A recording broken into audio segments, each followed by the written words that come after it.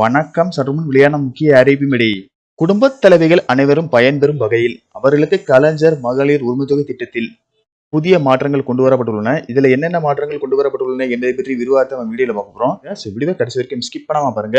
வீடியோக்குள்ள போறதுக்கு முன்னாடி இந்த வீடியோ லைக் பட்டனை பிரஸ் பண்ணிக்கோங்க.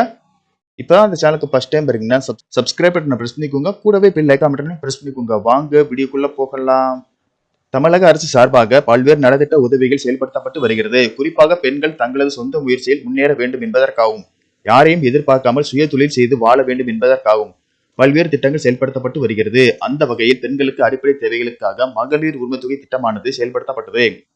அதன்படி மகளிர் உரிமைத்தொகை திட்டம் கடந்த 2023ஆம் ஆண்டு செப்டம்பர் மாதம் 15ஆம் தேதி காஞ்சிபுரத்தில் முதல்வர் ஸ்டாலின் தொடங்கி வைத்தார். இதனை அடுத்து குடும்ப தலைவிகளுக்கு மாதந்தோறும் ரூபாய் 1000 வங்கி கணக்கில் வர வைக்கப்படுகிறது. இந்த திட்டத்தால் மாதந்தோறும் 1,16,00,000 பேரின் வங்கி கணக்கில் மாதந்தோறும் 15ஆம் தேதி 1000 ரூபாய் வர வைக்கப்படுகிறது.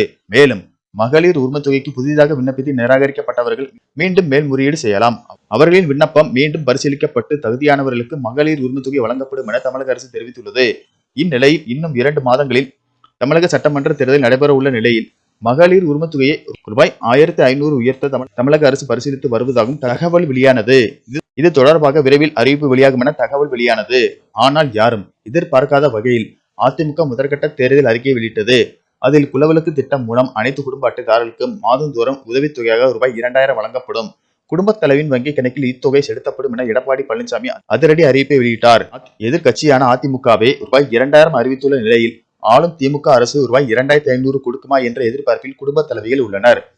அதிமுக எதிர்பாராத அறிவிப்பை வெளியிட்டுள்ளதால் மகளிர் உரிமைத்தொகை எவ்வளவு உயர்த்துவது தொடர்பாக முதல்வர் ஸ்டாலின் அமைச்சர் மற்றும் உயர் அதிகாரிகளுடன் ஆலோசனை மேற்கொண்டு வருகிறார். இது தொடர்பான அறிவிப்பு பிப்ரவரியில் விரைவில் வெளியாகும் என கூறப்படுகிறது. நன்றி, வணக்கம்.